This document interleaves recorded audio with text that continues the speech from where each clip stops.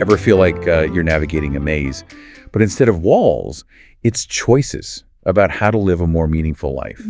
Today, we're diving deep into some wisdom that might just light the way, the Anurag Sagar. Don't worry, we'll unpack that. You want to explore the signs of the path of liberation, specifically from pages 648 to 671. And trust me, this ancient text gets surprisingly real about what it means to truly live freely. Yeah, it's fascinating how relevant these teachings from the 15th century remain, even in our modern world. Kabir, the mystic poet behind the Anurag Sagar, he doesn't just skim the surface of spirituality, he dives right into the nitty-gritty of aligning our actions with our values. Right. Forget incense and robes. We're talking inner transformation here. He even has a specific term for those on this path. Ensagenden, often translated as renunciates. But get this on page 672. Kabir throws us a curveball. True saints do not demand outward renunciation that their disciples should become monks or nuns. But when renunciates come to the master, they are urged to observe the spirit as well as the letter of the vows they have already taken. It's brilliant, really.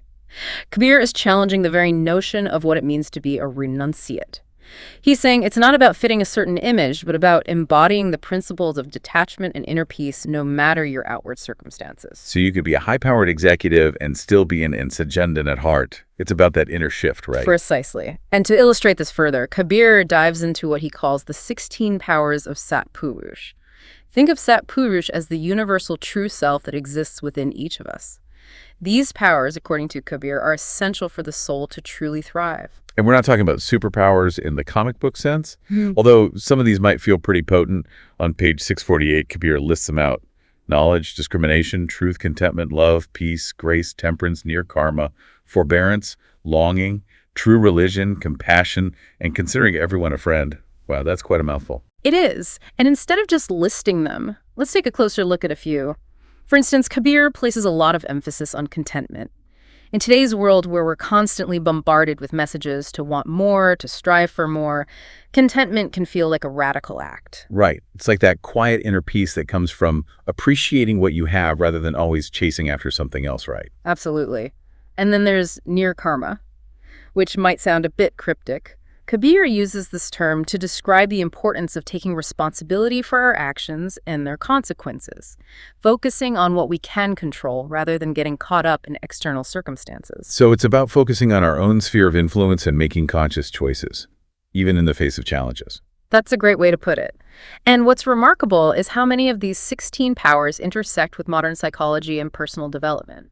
Take forbearance, for example. This isn't just about enduring hardship, it's about developing resilience, the ability to bounce back from setbacks and keep moving forward. It makes you wonder if Kabir was centuries ahead of his time. What resonates most with you from this list? It's like Kabir's giving us this roadmap to navigate not just our spiritual lives, but like our everyday experiences. But here's where his teachings take an interesting turn. Okay. And to be honest, it's a point that might make some listeners pause. His views on celibacy. Yeah, this is where understanding the cultural and historical context is really important.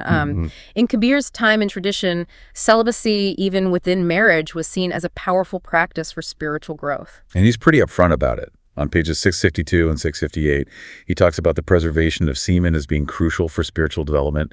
He even saw procreation as something that kept the soul trapped in the cycle of birth and death. Right, it might sound radical today, but this idea of connecting sexual energy to spiritual energy wasn't unique to Kabir.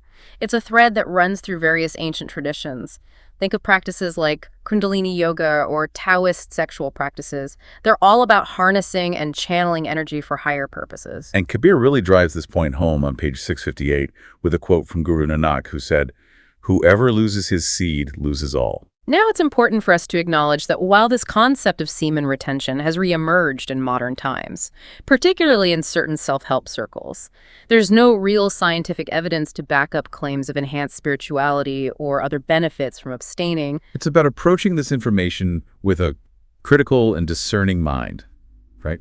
Taking what resonates and leaving the rest. Exactly. And perhaps what's most valuable for us today isn't necessarily the literal interpretation of celibacy, but the underlying principle of conscious energy management. How are we using our energy, both physical and mental? Are we scattering it in a million directions, or are we directing it towards our goals and aspirations? That's a powerful reframing. And it leads us to another key aspect of Kabir's teachings that he returns to again and again, the power of Naam. Naam.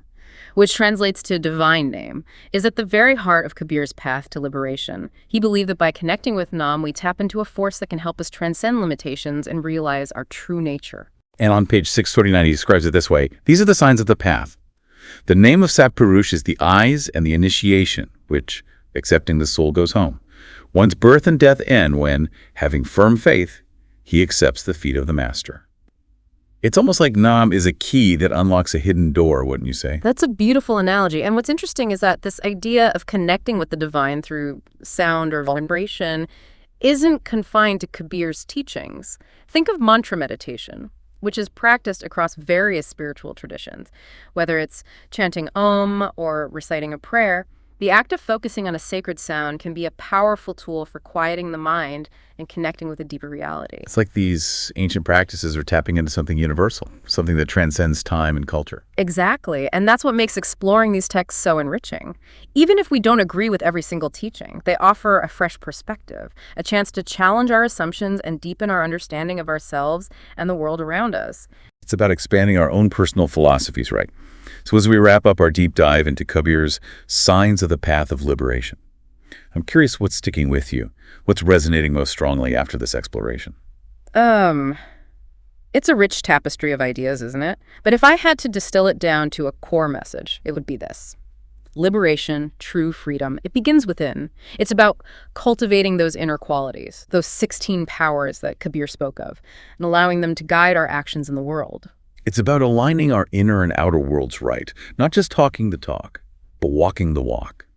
And while some of Kabir's teachings, like his views on celibacy, might feel intensely specific to his time, there's a deeper principle there that resonates even today. Absolutely. It's that invitation to be conscious, to make deliberate choices about how we're using our energy and directing our lives. It's about asking ourselves, what truly nourishes my soul and moves me closer to a life of purpose and meaning?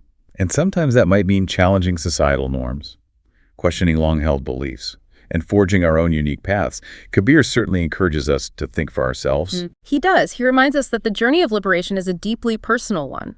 There's no one-size-fits-all approach. And perhaps the most important signpost on this path is the willingness to keep questioning, keep seeking, and keep growing. To always remain a student of life right. To approach the world with curiosity and an open mind. So as we leave you with this final thought, remember that liberation, as Kabir suggests, requires deep inner work.